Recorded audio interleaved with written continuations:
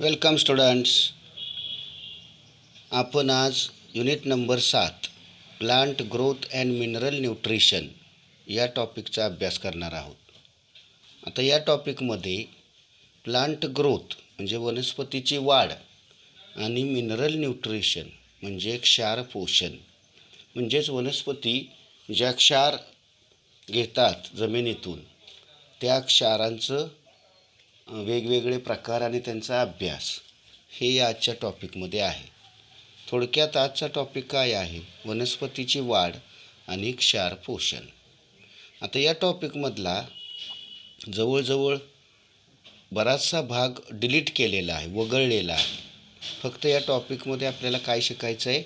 Growth hormones म्हणजेच वनस्पतीमध्ये असणारे, वनस्पतीच्या वाढीवर परिणाम करणारे असे काही हॉर्मोन्स जी वनस्पतीच्या बॉडीमध्ये नैसर्गिकपणे तयार होतात त्यांचा अभ्यास आपल्याला करायचा आहे. या हॉर्मोन्सला फायटो हॉर्मोन असंही म्हणतात.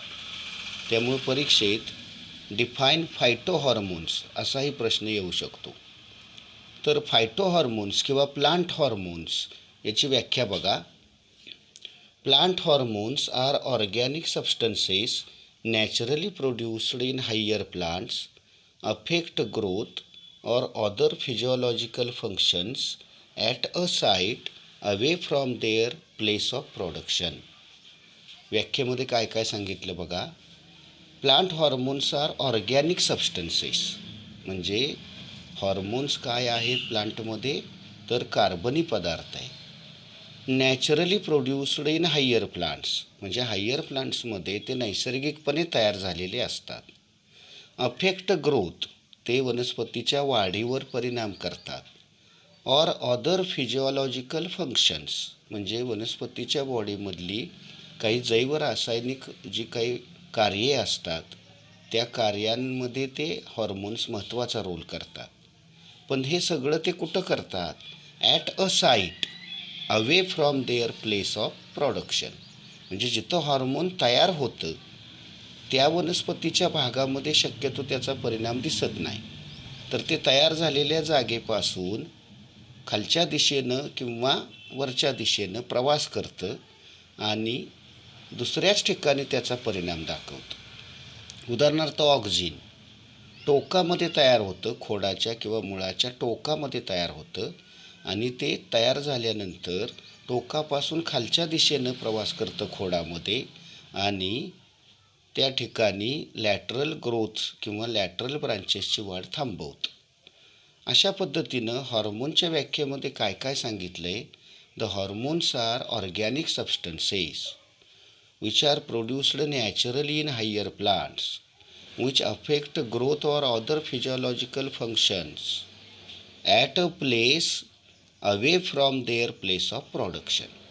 तर यात महत्त्वाचे पॉईंट्स कुठले बघा. ऑर्गॅनिक सबस्टन्सेस, त्यानंतर naturally produced in plants which affect growth और physiological functions at a place away from their place of production. So these are naturally produced substances which are generally in plant body. They are active in very minute amount also. याचा अर्थ काय? तर अत्यंत कमी प्रमाणात जरी ते प्लांटमध्ये असले तरीसुद्धा त्यांचा प्रभाव वनस्पतीच्या वाढीवर होतो. म्हणजे ते अत्यंत कमी प्रमाणात सुद्धा खूप क्रियाशील असतात. अशा अर्थानं हॉर्मोनची व्याख्या आहे. सम हॉर्मोन्स प्रमोट ग्रोथ काही हॉर्मोन्स वाढीला चालना देतात. While some hormones inhibit or modify the growth म्हणजे काही इतर हॉर्मोन असे आहेत की जे वाढ थांबवतात किंवा वाढीला विरोध करतात किंवा ग्रोथचं मॉडिफिकेशन करतात. ग्रोथ प्रमोटर्स म्हणजे जे हॉर्मोन्स वनस्पतीच्या वाढीला चालना देतात त्यांना प्रमोटर्स म्हणतात. So growth promoters are auxins, gibberellins, cytokinins. 3 नाव आहेत बघा हॉर्मोनची. ऑक्झिन्स, जिब्रेलिन्स आणि सायटोकायनिन्स हे 3 हॉर्मोन ग्रोथ प्रमोटर म्हणून काम करतात म्हणजे वनस्पतीच्या वाढीला चालना देतात. तर growth inhibitors are ethylene and abscisic acid. म्हणजे वाढीला थांबवणारे, विरोध करणारे इनहिबिटर्स कोण आहेत? इथिलीन आणि ॲब्सिसिक ॲसिड. तर अशी एकूण 5 हॉर्मोन्स आपल्याला अभ्यासायचे आहेत: auxin, gibberellin, cytokinins, ethylene, abscisic acid. Auxin पहिला प्रकार, जिब्रेलिनला शॉर्टमध्ये GA म्हणतात, जिब्रेलिक ॲसिड या अर्थानं GA. सायटोकायनिन CK, इथिलीनला इथिलीनच म्हणायचं. ॲब्सिसिक ॲसिड त्याला शॉर्टमध्ये ABA असं म्हणतात. आज आपण पहिला हॉर्मोन बघायचा आहे, ऑक्झिन्स. ऑक्झिन ह्या हॉर्मोनचा एक ग्रुप आहे, एक गट आहे. ऑक्झिनमध्ये एकच हॉर्मोन येत नाही, किंवा या ऑक्झिन, जिब्रेलिन्स आणि ही जी 2 गट आहेत ते ॲक्च्युअल त्यामध्ये अनेक हॉर्मोन्स येतात. त्यामुळं ऑक्झिन हा गट आहे हॉर्मोनचा. यामध्ये IAA, IBA, NAA, 2,4-D असे हॉर्मोन्स त्यामध्ये येतात. ऑक्झिनचं वैशिष्ट्य बघूया आपण पहिल्यांदा. Auxin was first isolated from urine of a person suffering from pellagra. म्हणजे पेलॅग्रा नावाचा आजार झालेल्या माणसाच्या युरिनमधून 1931मध्ये पहिल्यांदा ऑक्झिन वेगळं करण्यात आलं आणि ते पहिलं ऑक्झिन आपण म्हणू. तर पेलॅग्रा हा आजार काय आहे? तर ज्याला आपण डायरिया म्हणतो, किंवा असा एक आजार आहे की ज्यामध्ये मेंटल डिसऑर्डर होते किंवा मेंटल डिस्टर्बन्स होतात. शिवाय व्यक्तीला डायरियासारखा त्रास होतो, त्वचेला खाज सुचते, इपिडर्मल ज्याला इचिनेस होतो, असा हा पेलॅग्रा आजार आहे. तर पेलॅग्रा आजार झालेल्या माणसाच्या युरिनमध्ये पहिल्यांदा ऑक्झिन वेगळं करण्यात आलं. त्यानंतर महत्त्वाचं काय, auxins synthesized in growing tips of plants.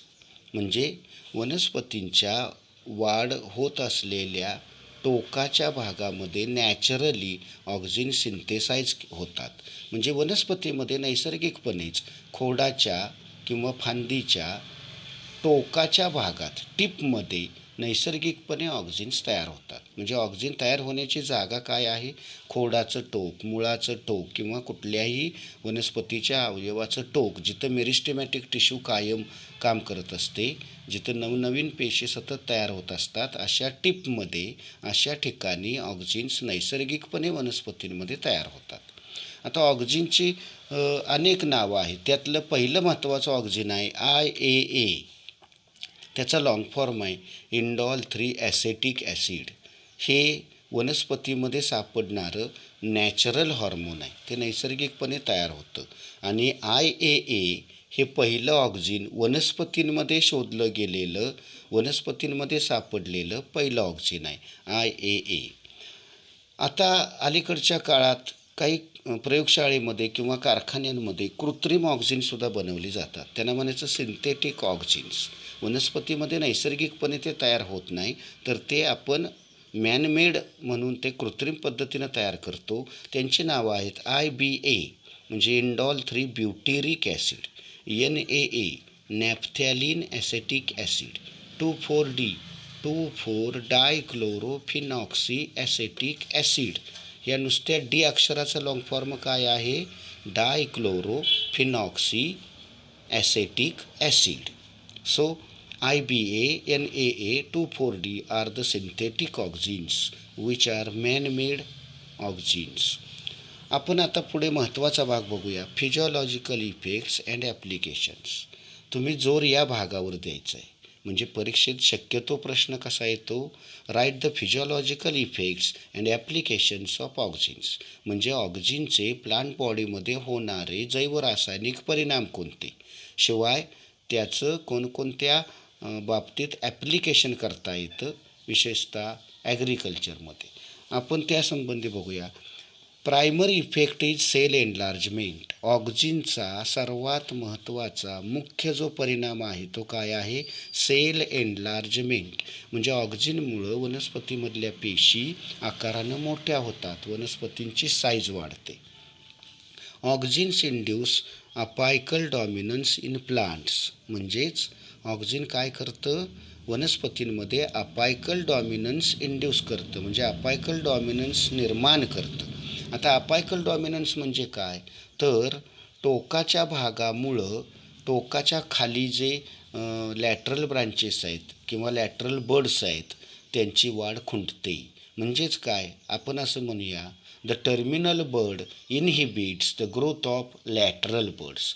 टोकाची कळी टोकापासून खाली असणाऱ्या लॅटरल बर्डची वाढ खुंटवते, थांबवते. याला म्हणतात टोकाचं वर्चस्व, इन इंग्लिश अपायकल डॉमिनन्स.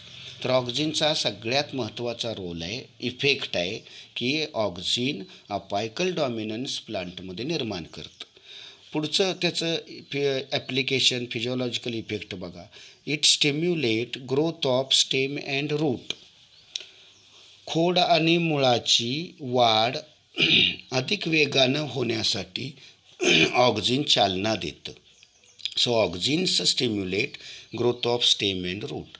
खोड आणि मूळ यांची वाढीला ऑक्झिन चालना देतं. पुढे बघा, ऑक्झिन इंड्युसेस मल्टिप्लिकेशन ऑफ सेल्स. हे सुद्धा ऑक्झिनचं फार महत्त्वाचं एक वैशिष्ट्य आहे, की ऑक्झिन काय करतं, पेशींची मल्टिप्लिकेशन म्हणजे नंबर वाढवण्याचं काम वेगानं करतं. ऑक्झिनमुळं पेशींची संख्या वाढते. So it induces multiplication of cells.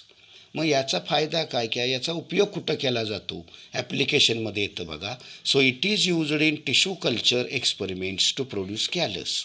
Tissue culture म्हणजे काय, तर एका परीक्षा नळीमध्ये न्यूट्रिएंट मिडियममध्ये वनस्पतीच्या टोकाचा थोडा भाग घेतला जातो, त्याला एक्सप्लांट म्हणतात. त्यामध्ये मेरिस्टेमॅटिक टिश्यू असते. तो छोटासा भाग त्या परीक्षा नळीमध्ये न्यूट्रिएंट मिडियममध्ये टाकला जातो आणि त्या भागाची वाढ करून त्याचं कल्चर करून त्यापासून पूर्ण वनस्पती एंटायर प्लांट तयार केलं जातं. याला म्हणतात टिश्यू कल्चर. ऊती संवर्धन असं त्याला मराठीत म्हणतात.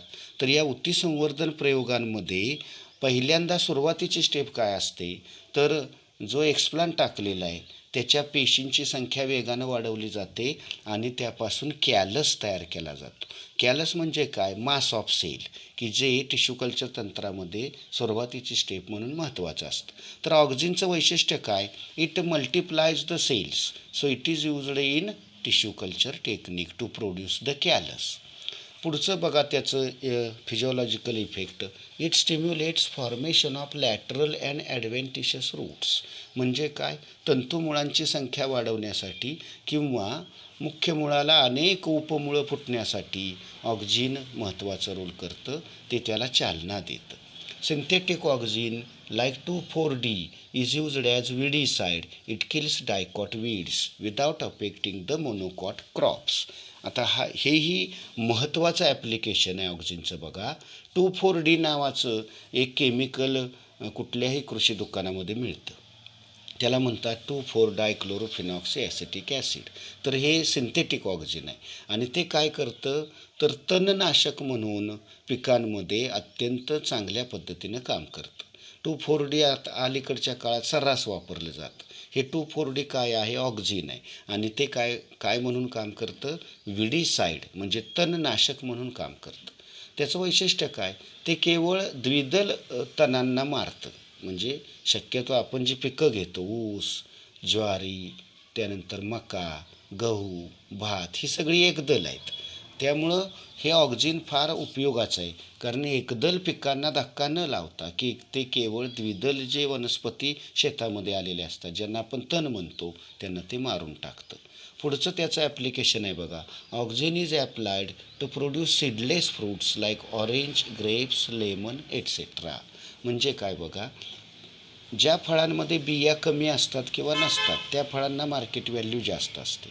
अलीकडच्या काळात बघा द्राक्षांमध्ये फारशा बिया आपल्याला दिसत नाहीत. याचं कारण काय, तर ती सीडलेस आहेत, म्हणजे बिया विरहित आहेत.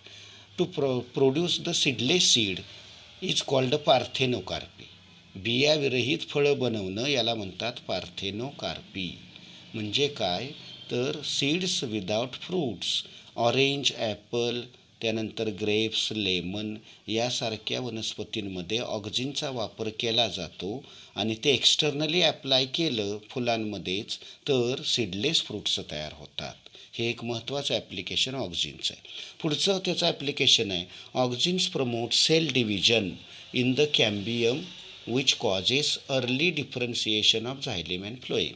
आपल्याला माहिती आहे सेकंडरी ग्रोथ होण्यासाठी वनस्पतीमध्ये झायलेम आणि फ्लोएम या कंडक्टिंग टिश्यूज तयार होणं गरजेचं असतं. जर ऑक्झिनचा वापर केला तर ऑक्झिन काय करतं, सेल डिव्हिजन प्रमोट करतं. आपल्याला माहीत आहे ऑक्झिनचा तो गुणधर्म आहे. त्यामुळं होतं काय, कॅम्बियममधल्या पेशींचं वेगानं सेल डिव्हिजन होतं आणि त्यामुळं झायलेम फ्लोएम या ऊती लवकर तयार होतात प्लांटमध्ये आणि सेकंडरी ग्रोथ वेगानं होते. त्याचं पुढचं ॲप्लिकेशन आहे auxins induce flowering in pineapple and litchi. Litchi, pineapple यासारख्या फळांमध्ये किंवा या फ्रूट प्लांटमध्ये फ्लावरिंग भरभर आणि वेगानं लवकर यावं म्हणून सुद्धा ऑक्झिनचा वापर केला जातो. त्याचं पुढचं ॲप्लिकेशन आहे ऑक्झिन्स ब्रेक डॉर्मन्सी अँड इंड्यूस जर्मिनेशन. डॉर्मन्सी म्हणजे बियांची सुप्तावस्था. त्या विशिष्ट काळामध्ये बिया रुजत नाहीत. ऑक्झिन काय करतं, बिया लवकर रुजण्यासाठी त्यांची डॉर्मन्सी ब्रेक करतं, म्हणजे त्यांची सुप्तावस्था तोडतं आणि बियांना रुजण्यासाठी भाग पाडतं. याला म्हणतात ऑक्झिन्स ब्रेक डॉर्मन्सी, सुप्तावस्था तोडतात, अँड इंड्यूस जर्मिनेशन म्हणजे बियांचं रुजणं अधिक लवकर होण्यासाठी ते चालना देतात. So this is about auxins and their physiological effects and applications.